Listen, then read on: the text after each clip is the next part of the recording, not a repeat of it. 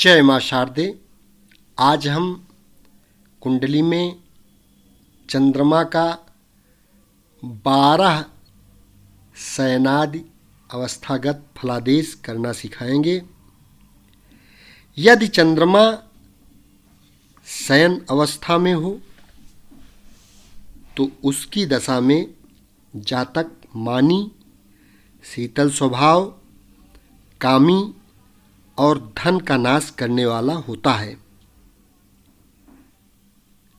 चंद्रमा यदि उपवेशन अवस्था में हो तो जातक रोगी, मंदबुद्धि, धनहीन, कठोर, कुकर्म में रत, दूसरे के धन का हरण करने वाला होता है।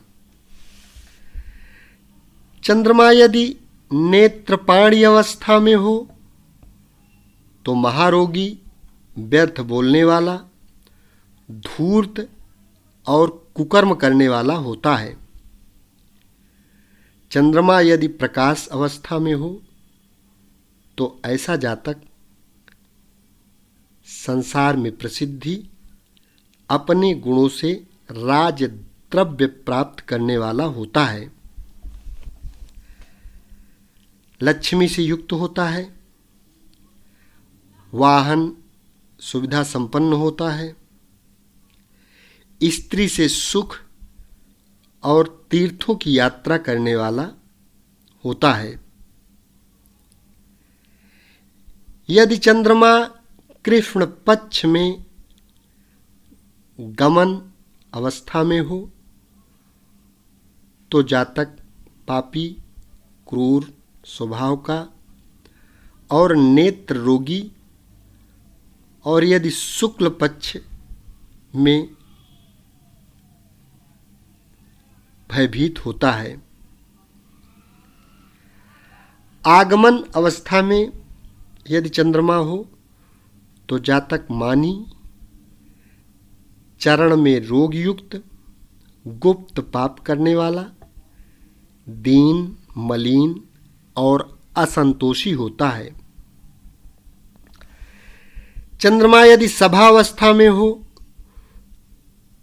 तो जातक सभी मनुष्यों में श्रेष्ठ होता है, राजाओं का मान्य, कामदेव के समान सुंदर, स्त्रियों को सुख देने वाला, प्रीति के रीति को जानने वाला और गुणी होता है। चंद्रमा यदि आगमन अवस्था में हो तो जातक वक्ता, धर्मात्मा, कृष्ण पक्ष में हो तो 2 स्त्री वाला रोगी, त्रिष्ट और हठी होता है। चंद्रमा यदि भोजन अवस्था में हो तो मान, प्रतिष्ठा, सवारी और सुख से संपन्न, स्त्री पुत्र से सुखी होता है। कृष्ण पक्ष का चंद्रमा हो तो उक्त फल नहीं होता है। चंद्रमा यदि नित्य लिप्सा अवस्था में हो और चंद्रमा शुक्ल पक्ष का हो तो बलवान, गीतज्ञ, रसज्ञ होता है, और कृष्ण पक्ष का हो तो पापी होता है। यदि चंद्रमा कौतुक अवस्था में हो तो जातक राजा व धनी होता है, काम कला में कुशल होता है और स्त्रियों का प्रेमी होता है। चंद्रमा यदि निद्रा अवस्था का हो तो गुरु से युत हो तो प्रतिष्ठावान होता है, गुरु से युत न हो, चंद्रमा क्षीण हो तो स्त्री और संचित धन का नाश करने वाला, और सियारिन उसके घर में उच्च स्वर से रोती है। इस प्रकार से कुंडली में चंद्रमा की 12 अवस्थाओं के अनुसार आप फलादेश कर सकते हैं। अब हम मंगल के 12 अवस्थाओं का फलादेश करना बताएंगे।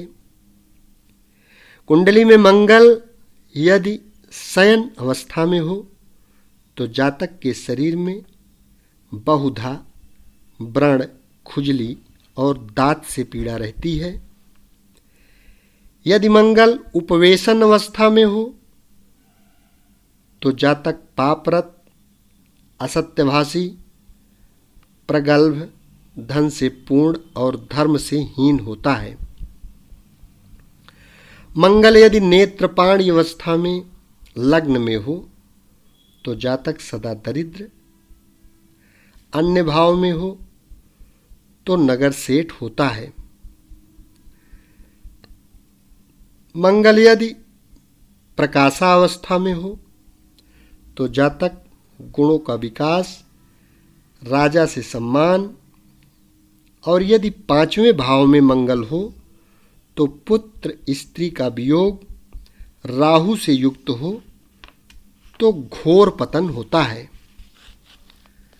मंगल यदि गमन अवस्था में हो तो सदा यात्रा करने वाला, व्रण भय, स्त्री से कलह, दांत, खुजली का भय और धन की हानि होती है। मंगल यदि आगमन अवस्था में हो तो जातक गुणी होता है, मणियों की माला धारण करने वाला होता है,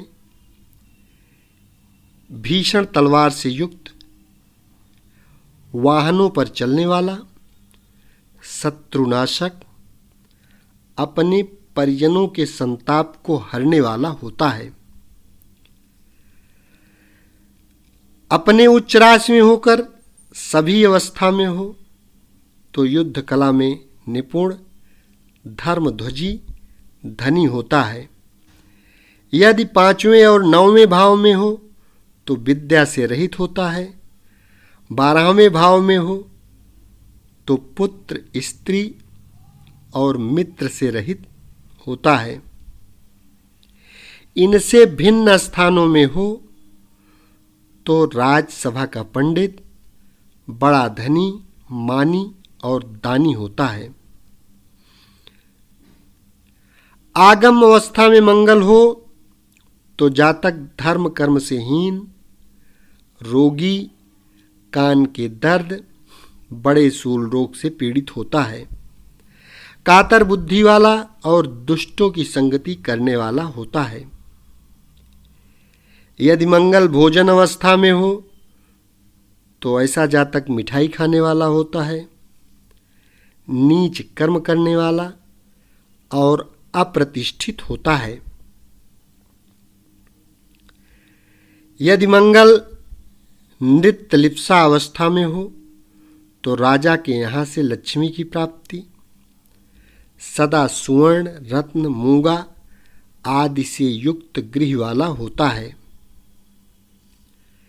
यदि मंगल कौतुक अवस्था में हो तो कौतुक करने वाला, मित्र पुत्र से परिपूर्ण। यदि उच्च में मंगल हो तो राजगृह और गुणियों से पूजित होता है। यदि मंगल निद्रा अवस्था में हो तो जातक क्रोधी होता है, बुद्धि धन से हीन होता है, धूर्त, धर्म से भ्रष्ट और रोगी होता है। इस प्रकार से मंगल की 12 अवस्थाओं के अनुसार आप कुंडली देखकर फलादेश कर सकते हैं। यदि चैनल को अभी तक सब्सक्राइब न किए हों तो कृपया यह चैनल सब्सक्राइब अवश्य कर लें, क्योंकि इस चैनल के माध्यम से आपको संपूर्ण वैदिक ज्योतिष फ्री में सीखने को मिलती रहेगी। शेष अगले भाग में। धन्यवाद।